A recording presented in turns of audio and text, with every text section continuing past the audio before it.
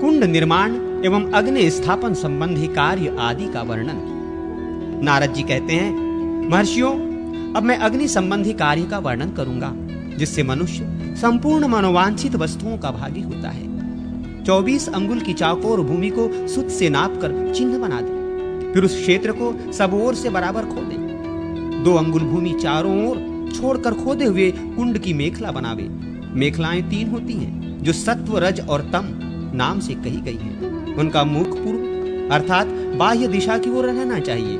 मेखलाओं की अधिकतम ऊंचाई 12 अंगुल की रखें, अर्थात भीतर की ओर से पहली मेखला की ऊंचाई 12 अंगुल रहनी चाहिए। उसके बाह्य भाग में दूसरी मेखला की ऊंचाई 8 अंगुल की और उसके भी बाह्य भाग में तीसरी मेखला की ऊंचाई 4 अंगुल की रहनी चाहिए। इसकी चौड़ाई क्रमशः 8, 2 और 4 अंगुल की होती है। योनि सुंदर बनाई जाए। उसकी लंबाई 10 अंगुल की हो। वो आगे आगे की ओर क्रमशः 6, 4 और 2 अंगुल ऊंची रहे, अर्थात उसका पिछला भाग 6 अंगुल, उससे आगे का भाग 4 अंगुल, उससे भी आगे का भाग 2 अंगुल ऊंचा होना चाहिए। योनि का स्थान कुंड की पश्चिम दिशा का मध्य भाग है। उसे आगे की ओर क्रमशः नीची बनाना चाहिए। उसकी आकृति पीपल के पत्ते की सी होनी चाहिए। उसका कुछ भाग कुंड में प्रविष्ट रहना चाहिए। योनि का आयाम 4 अंगुल का रहे और नाल 15 अंगुल बड़ा हो। योनि का मूल भाग 3 अंगुल और उससे आगे का भाग 6 अंगुल विस्तृत हो। ये 1 हाथ लंबे चौड़े कुंड का लक्षण कहा गया है। 2 हाथ या 3 हाथ के कुंड में नियमानुसार सब वस्तुएं तदरूप द्विगुण या त्रिगुण बढ़ जाएंगी। अब मैं 1 या 3 मेखला वाले गोल और अर्धचंद्राकार आदि कुंडों का वर्णन करता हूँ। चौकोर कुंड के आधे भाग अर्थात ठीक बीचों बीच में सूत रखकर उसे किसी कोण की सीमा तक ले जाएं। मध्य भाग से कोण तक ले जाने में सामान्य दिशाओं की अपेक्षा वो सूत जितना बढ़ जाए, उसके आधे भाग को प्रत्येक दिशा में बढ़ाकर स्थापित करें और मध्य स्थान से उन्हीं बिंदुओं पर सूत को सब ओर घुमावे तो गोल आकार बन जाएगा। कुंडार्ध से बढ़ा हुआ जो कोण भागार्ध है उसे उत्तर दिशा में बढ़ाएं तथा उसी सीध में पूर्व और पश्चिम दिशा में भी बाहर की ओर यत्न पूर्वक बढ़ाकर चिन्ह कर दें। फिर मध्य स्थान में सूत का एक सिरा रखकर दूसरा छोर पूर्व दिशा वाले चिन्ह पर रखें और उसे दक्षिण की ओर से घुमाते हुए पश्चिम दिशा के चिन्ह तक ले जाएं। इससे अर्धचंद्राकार चिन्ह बन जाएगा। फिर उस क्षेत्र को खोदने पर सुंदर अर्धचंद्र कुंड तैयार हो जाएगा। कमल की आकृति वाले गोल कुंड की मेखला पर दलाकार चिन्ह बनाए जाएं। होम के लिए एक सुंदर स्नुक तैयार करें जो अपने बाहु दंड के बराबर हो। उसके दंड का मूल भाग चतुरस्त्र हो। उसका माप 7 या 5 अंगुल का बताया गया है। उस चतुरस्त्र के तिहाई भाग को खुदवाकर गर्त बनावे। उसके मध्य भाग में उत्तम शोभायमान वृत्त हो। उक्त गर्त को नीचे से ऊपर तक तथा अगल बगल में बराबर खुदावें। बाहर का अर्ध भाग छील कर साफ करा दें। उस पर रंदा करा दें। चारों ओर 1/4 अंगुल जो शेष के आधे का आधा भाग है भीतर से भी छीलकर साफ चिकना करा दें। शेषार्ध भाग द्वारा उक्त खात की सुंदर मेखला बनवावें।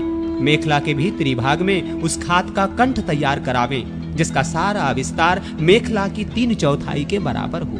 कंठ की चौड़ाई 1 या 1.5 अंगुल के माप की हो। उक्त श्रुक के अग्रभाग में उसका मुख रखें जिसका विस्तार 4 या 5 अंगुल का हो। मुख का मध्य भाग 3 या 2 अंगुल का हो। उसे सुंदर एवं शोभायमान बनाया जाए। उसकी लंबाई भी चौड़ाई के ही बराबर हो। उस मुख का मध्य भाग नीचा और परम सुंदर होना चाहिए। श्रुक के कंठ देश में एक ऐसा छेद रहे जिसमें कनिष्ठ का अंगुली प्रविष्ट हो जाए। कुंड अर्थात श्रुक के मुख का शेष भाग अपनी रुचि के अनुसार विचित्र शोभा से संपन्न किया जाए। श्रुक के अतिरिक्त एक श्रुवा भी आवश्यक है जिसकी ऊंचाई दंड सहित 1 हाथ की हो। उसके डंडे को गोल बनाया जाए। उस गोल डंडे की मोटाई 2 अंगुल की हो। उसे खूब सुंदर बनाना चाहिए। श्रुवा का मुख भाग कैसा हो यह बताया जाता है। थोड़ी सी कीचड़ में गाय अथवा बछड़े का पैर पड़ने पर जैसा पदचिन्ह उभर आता है ठीक वैसा ही श्रुवा का मुख बनाया जाए। अर्थात उस मुख का मध्य भाग 2 भागों में विभक्त रहे। उपर्युक्त अग्निकुंड को गोबर से लीप कर उसके भीतर की भूमि पर बीच में 1 अंगुल मोटी एक रेखा खींचे जो दक्षिण से उत्तर की ओर गई हो। उस रेखा को वज्र की संज्ञा दी गई है। उस प्रथम उत्तरार्घ रेखा पर उसके दक्षिण और उत्तर पार्श्व में 2 पूर्वाग्र रेखाएं खींचें। इन दोनों रेखाओं के बीच में पुनः 3 पूर्वाग्र रेखाएं खींचें। इनमें पहली रेखा दक्षिण भाग में हो और शेष 2 क्रमशः उसके उत्तरोत्तर भाग में खींची जाएं।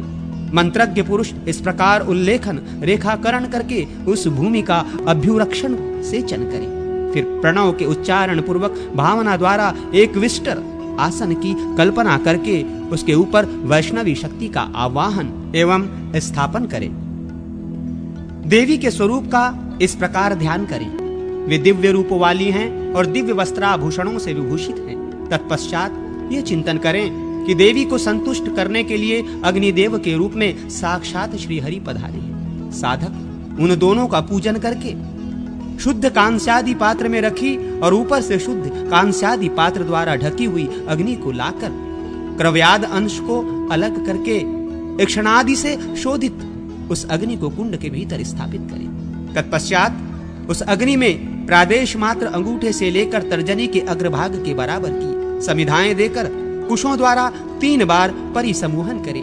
फिर पूर्वादि सभी दिशाओं में कुशास्तरण करके अग्नि की उत्तर दिशा में पश्चिम से आरंभ करके क्रमशः पूर्वादि दिशा में पात्रासादन करें। समिधा, कुशा, श्रुकु, श्रुवा, आंजस्थाली, चरुस्थाली तथा कुच्छाशादित घी, प्रणीता पात्र, प्रोक्षणी पात्र आदि वस्तुएं रखें। इसके बाद प्रणीता को सामने रखकर उसे जल से भर दें और कुशा से प्रणीता का जल लेकर प्रोक्षणी पात्र का प्रोक्षण करें। तदनंतर उसे बाएं हाथ में लेकर दाहिने हाथ में ग्रहित प्रणीता के जल से भर दें। प्रणीता और हाथ के बीच में पवित्री का अंतर रखना चाहिए। प्रोक्षणी में गिरते समय प्रणीता के जल को भूमि पर नहीं गिरने देना चाहिए। प्रोक्षणी में अग्निदेव का ध्यान करके उसे कुंड की योनि के समीप अपने सामने रखें। फिर उस प्रोक्षणी के जल से आसादित वस्तुओं को 3 बार सींचकर समिधा के बोझ को खोलकर उसके बंधन को सरकाकर सामने रखें। प्रणीता पात्र में पुष्प छोड़कर उसमें भगवान विष्णु का ध्यान करके उसे अग्नि से उत्तर दिशा में कुश के ऊपर स्थापित कर दें और अग्नि तथा प्रणीता के मध्य भाग में प्रोक्षणी पात्र को कुशा पर रख दें। तदनंतर आज्यस्थाली को घी से भरकर अपने आगे रखें। फिर उसे आग पर चढ़ाकर संप्लवन एवं उत्पवन की क्रिया द्वारा घी का संस्कार करें। उसकी विधि इस प्रकार है। प्रादेश मात्र लंबे 2 कुश हाथ में ले, उनके अग्रभाग खंडित न हुए हों तथा उनके गर्भ में दूसरा कुश अंकुरित न हुआ हो। दोनों हाथों को उत्तान रखें और उनके अंगुष्ठ एवं कनिष्ठका अंगुली से उन कुशा को पकड़े रहें। इस तरह उन कुशा द्वारा घी को थोड़ा थोड़ा उठाकर ऊपर की ओर 3 बार उछालें।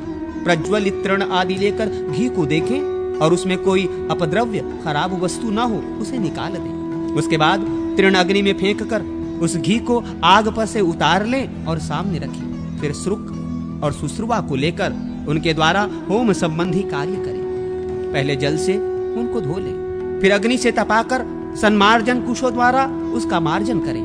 उन कुशों के अग्रभागों द्वारा श्रुक श्रुवा के भीतरी भाग का तथा मूल भाग से उनके बाह्य भाग का मार्जन करना चाहिए। तत्पश्चात पुनः उन्हें जल से धोकर आग से तपावें और अपने दाहिने भाग में स्थापित कर दें। उसके बाद साधक प्रणव से ही अथवा देवता के नाम के आदि में प्रणव तथा अंत में नमः पद लगाकर उसके उच्चारण पूर्वक होम करें। हवन से पहले अग्नि के गर्भाधान से लेकर संपूर्ण संसार अंग व्यवस्था के अनुसार संपन्न करें। मतांतर के अनुसार नामांत व्रत, व्रत बंधांत व्रत, यज्ञोपवीतांत, समार्ततांत अथवा यज्ञाधिकारांत संस्कार अंगानुसार करने चाहिए।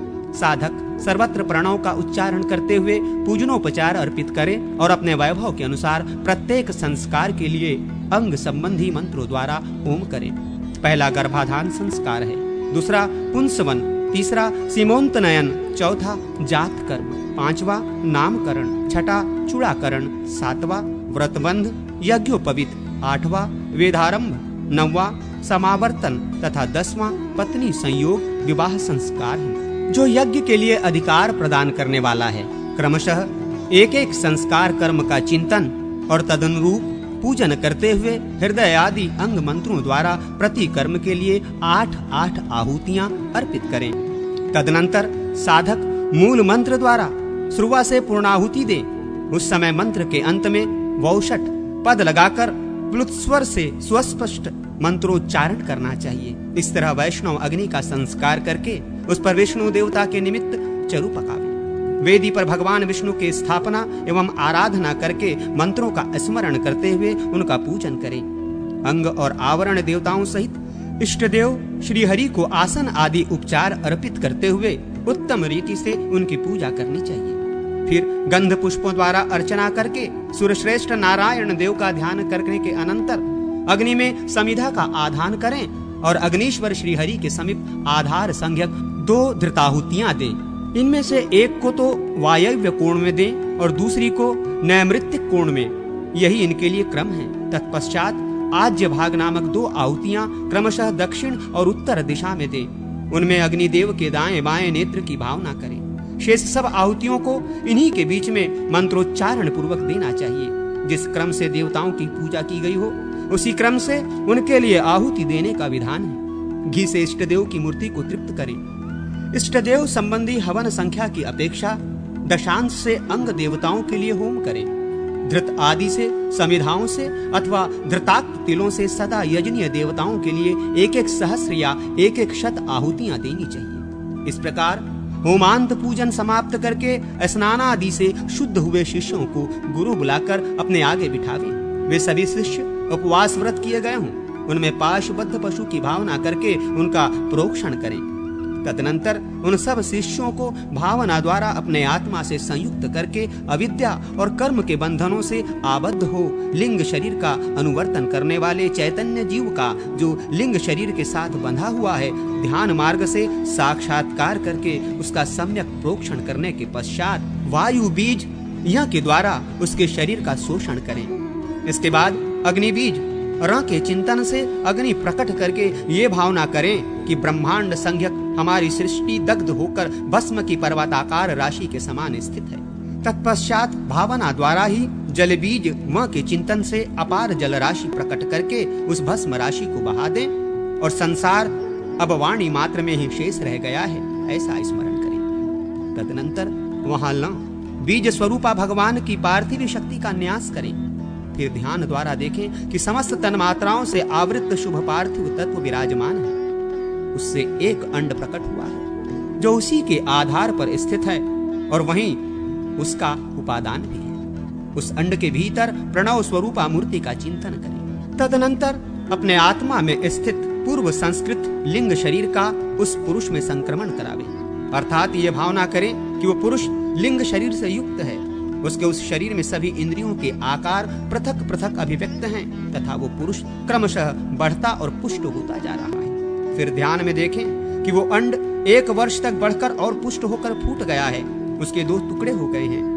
उसमें ऊपर वाला टुकड़ा द्युलोक है और नीचे वाला भूलोक। इन दोनों के बीच में प्रजापति पुरुष का प्रादुर्भाव हुआ है। इस प्रकार वहां उत्पन्न हुए प्रजापति का ध्यान करके पुनः प्रणव से उस शिशु रूप प्रजापति का प्रोक्षण करें।